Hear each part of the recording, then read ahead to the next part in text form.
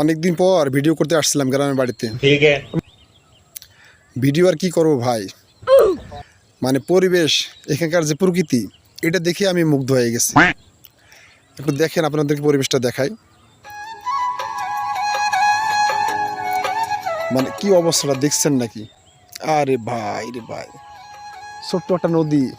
এই নদী দেখেই তো সেই রবীন্দ্রনাথ ঠাকুরের সেই ছোট কবিতাটা মনে পড়ে গেল। আমাদের ছোট নদী চলে বাঁকে বাঁকে, বৈশাখ মাসে তার হাঁটু জল থাকে, পার হয়ে যায় গাড়ি, পার হয় ভুলে গেছে, পার হয়ে যায় গরু, পার হয় গাড়ি, দুই ধার উঁচু ধার, ঢালু তার পাড়ি। আহা, কি সুন্দর বিবাহিত জীবন রে ভাই।